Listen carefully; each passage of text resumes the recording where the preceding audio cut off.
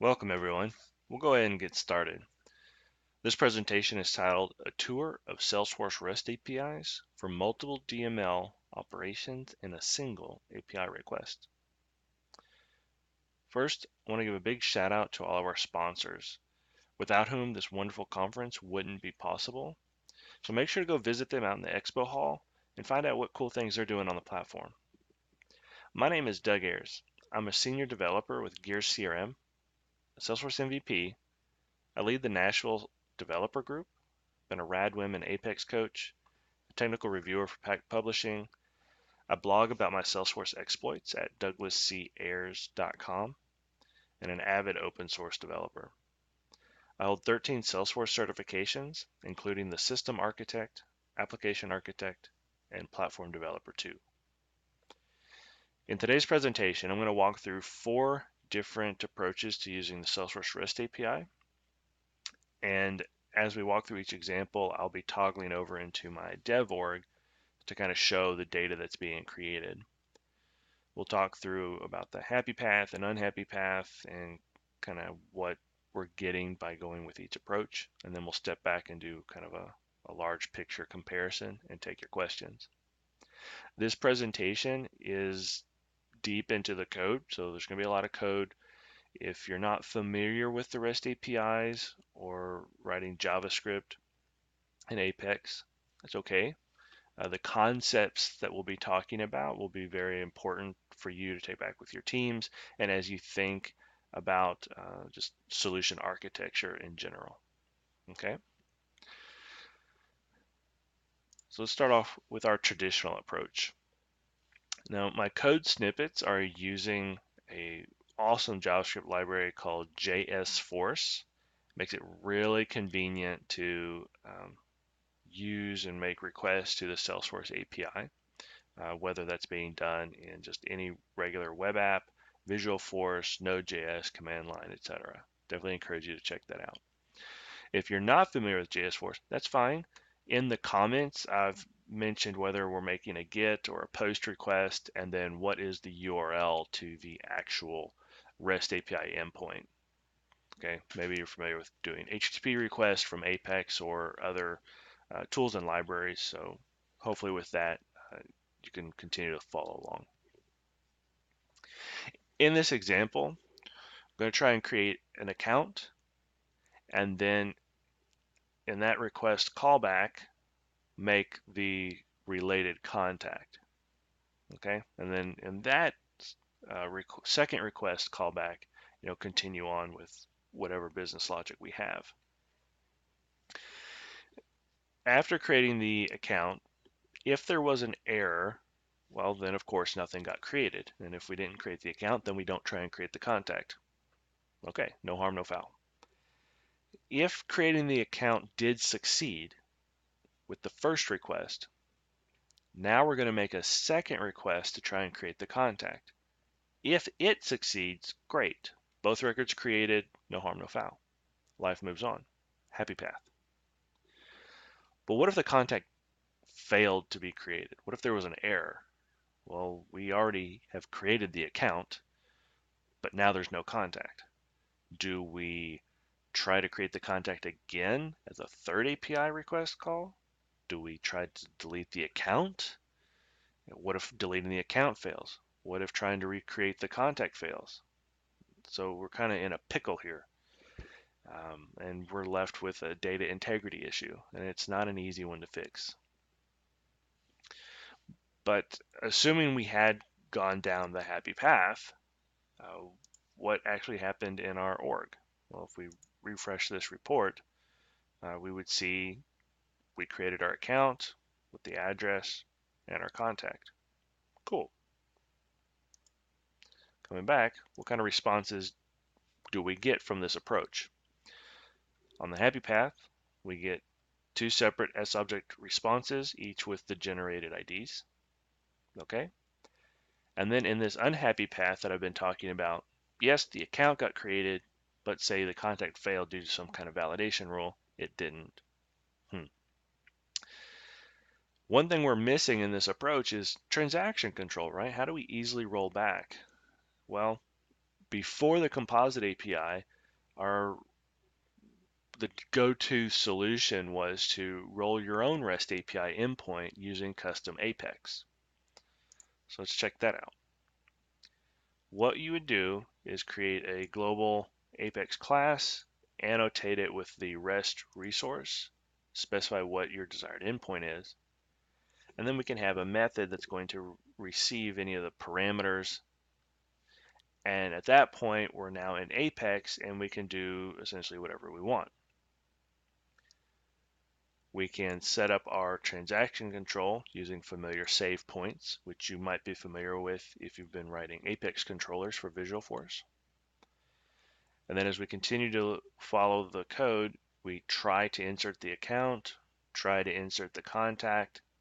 If that's all successful, great, we'll send back a response with those generate IDs and a success of true. If we have an exception or an error, then we can easily roll back all those changes and send the error message to the user. In this trivial example, the request and response classes that I'm using are simple objects that can be easily serialized to and from JSON. Okay, so let's go look at what a request to this REST endpoint would be. Here we go. We just make a post to our endpoint. My method had one argument named request, and so that's what I have here, and request is an object, and we are mapping in our simple contact and account fields. Great. And compared to the traditional approach, we only have one callback to handle because all of that logic of do the account, then do the contact is encapsulated within the Apex code. So at this point, if there was an error, nothing's happened. Otherwise, both the account and contact have been created. Cool. So assuming the happy path, what's happened in Salesforce? Well, we have our Salesforce account, its address, and our mark contact. Great. Look at some examples of what these responses would be. In the custom response that we've defined, in the happy path, we get true, no errors, and our generated IDs. In the unhappy path, yep, we set our flag to false, and we see what our validation message error was. And of course, neither a contact nor the account got created. Good. Now we have our transaction control that we wanted at the cost of introducing Apex code, unit tests for code coverage, and generally complicating our deployment. Well, in comes the Composite API, an alternative approach to rolling our own REST endpoint. Let's check this out. The Composite API is part of the Salesforce REST API, and it allows us to bundle multiple REST requests into a single HTTP call. So it's one network round trip, counts as one API limit.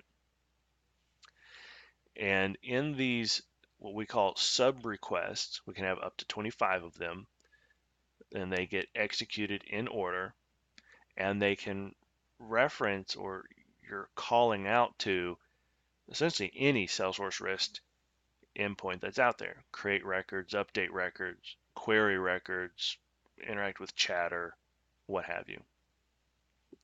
In this example that we're going to walk through, we create an account, a contact, then I want to create an opportunity. Now that we've got our opportunity, hey, let's assign the contact to the opportunity with a role, and let's go ahead and add some opportunity line items. And we'll do all of that within this single request with transaction control. All right. How we do establish the transaction control is with this all or none property, setting that to true. Very familiar to the DML options that you may have in Apex. Then we're going to have an array of sub requests. We specify what URL, what path we're hitting, and whether we want that to be treated as a GET or a POST. We also specify any parameters or the body of the message that's going to be sent along with that request. And then one of the really cool features is this reference ID. We get to label each request. And with that, we can pipe the response from a prior request as inputs into a subsequent request. And we see that being used immediately. We've labeled the account sub request. And then in our second request, when we create the contact, we use that merge field syntax to refer to the generated ID from that account. Cool? Once we had our account in contact, the next thing I want to do is create an opportunity. And then just to kind of show what we can do with the Composite API, I actually run a query call to determine the price book, grab the standard price book for our opportunity. So in our fourth request, we're going to create the opportunity, again, relating it to the same account that we've created earlier, and then referencing the price book. So price book results refers to the response of this query.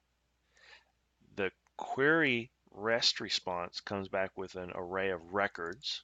And so we grab that first element and grab the ID field. After creating the opportunity, we're now going to do something fun. We'll add the contact, create a role relating those two records together, and then go find two random price book entries, making a query call again. Any two price book entries related to the price book that we are working with. So you can see that I've used the merge field syntax here as part of the query parameter. And then the last two sub requests are going to be creating opportunity line items, referencing to those two price book entries. Okay. And then again, you'll notice here at the end, we just have one callback, right? So we're not having to magically try and chain things and check did the prior request succeed or fail. The Composite API is going to handle all that for us. And so assuming we did go down the happy path, what has changed with Salesforce? Here we've created our Baggins account, our Bilbo contact, and then our Baggins birthday opportunity. Let's drill into the opportunity. And indeed, yes, we see that we have our two line items and our opportunity contact role. And all of this occurred in a single transaction with a single API request. No Apex code, no custom development needed. Very powerful. Come back to our presentation. Let's look at some sample responses that we could have gotten. In the happy path, we do get back that full JSON response. So we see on creating a record, we got our ID. Further down, when we searched for the price book, it has different response like total size, the array of records, and that ID, right? On the right, in our unhappy path, if one of the sub requests failed, all the other requests will have this error code processing halted. So we just need to iterate through the array until we find the sub request with a different error code. Here we go. Required field missing. So in the unhappy path, that whole transaction would have rolled back because the opportunity was missing its stage, right? So no data integrity issues, which is awesome. Another aspect of the Composite API, there's the tree API. And it's a niche usage of kind of chaining or batching together a lot of the REST requests. Now the tree API is specifically designed for creating a hierarchy of records. So it's not used for querying records. It's not used for interacting with the Chatter API. And how it works is you'll define, say, the top level or the root object type, for example, accounts. And then we will continue to nest within this JSON structure the related lists to that account that follow a master detail relationship. So we're going to be looking at contacts, opportunities. And then we can go down a further level, down to 5 levels deep. What are the master detail relationships on the contacts or the opportunities, like line items, and continue doing that. And because it follows these master detail relationships, we don't need to specify in the request what all the records will be related to. That's kind of inferred by just the structure. Okay, so let's walk through this example. Here we start off with our account and our account fields. Like the Composite API, we do get to specify a reference ID, but it's not used for piping data into the subsequent requests, but rather it's used when we look at the responses so that we can correlate which generated Salesforce IDs went to what. As we continue down, we specify our contacts related list, and we'll create a Walt and Roy, the two brothers. Continue to scroll down, we define our opportunities related list. So we'll create our amusement park. And you'll notice here the price book ID is hard-coded. Because the Tree API doesn't let us do queries, before this request occurs, we needed to find out what price book ID we wanted to use, whether hard-coding it, querying it beforehand, what have you. And then nested within that opportunity, we can start to define its child relationships, such as the opportunity line items. Again, we couldn't query for the price book entry IDs, so they're hard-coded here in this example. Now, one thing that you don't see in this configuration are the opportunity contact roles, like we did with the Composite API. And that's because opportunity contact roles require two master detail relationships, one to the opportunity, but then also to the contact. So it's ambiguous what would this opportunity contact role be created to, unless I were to hard code that contact ID. So I couldn't actually do it in this single tree API call. So I've left it out for emphasis. We also have just the one callback, which is great. So this is one API request, and inherently it has transaction control. Either all of it succeeds or none of it. Let's jump over to Salesforce and see what in the happy path would have resulted.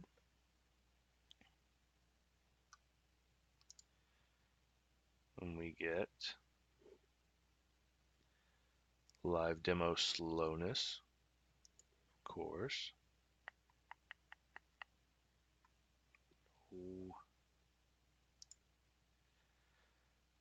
Well, I'll tell you, we're going to get our Walt Disney account. So we'll see that right up here.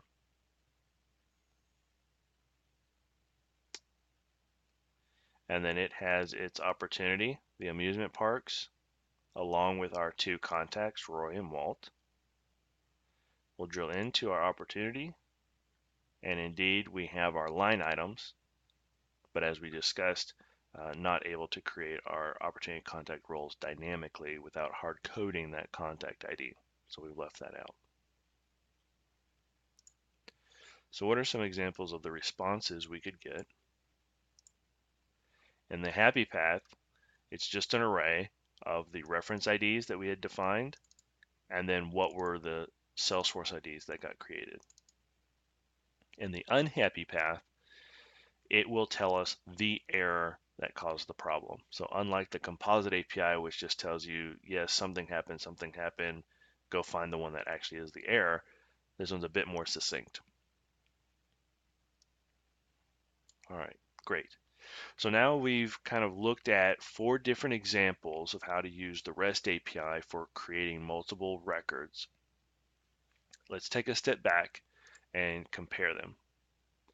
In the traditional approach, of course, each request burns an API limit. And generally speaking, each request operates on one record. We'll create a record, update a contact, and they're operating on a single object type, right? There's no transaction control as we orchestrate multiple REST requests together. Each request is its own transaction. When we consider triggers and after effect processing, like process builder or workflow rules, they all fire per request and they're operating on that single record, generally speaking.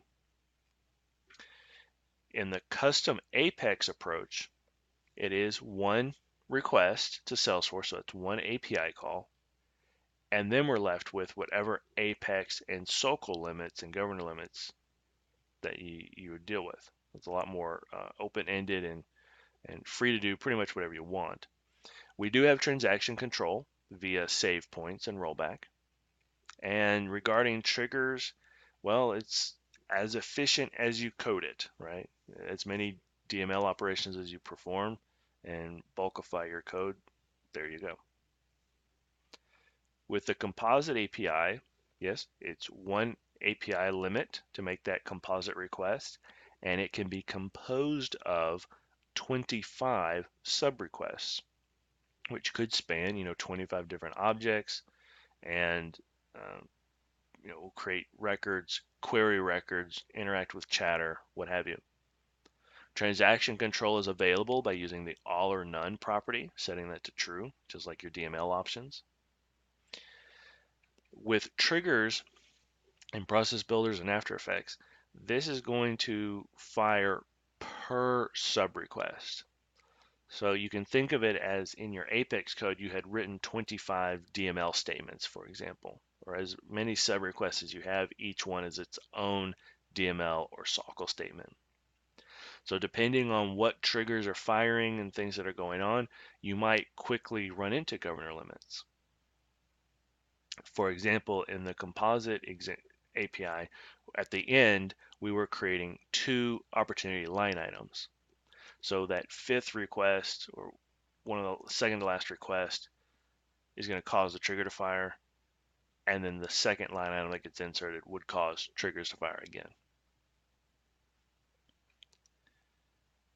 In the S-object tree, one request, one API call, that's great. And in that structure, you can operate on up to 200 records, which represent up to 5 different object types, count, contacts, opportunities. And the hierarchy can be as deep as 5 levels. We do get transaction control that's inherent. It's built into how that API works. And then regarding triggers and processes, it is more bulk friendly than the composite API directly. It's going to take all of those root records, say all the accounts, and then insert those all at once. And so you might get 5, 10, however many records passed to your trigger. Then it goes to that next level, grabs all those contacts, inserts those, all the opportunities, inserts those, etc. So much more bulk friendly. However, the S-object tree API is limited to just inserting records. You don't use it for updating, deleting, querying, none of that. All right, great. Thanks for watching.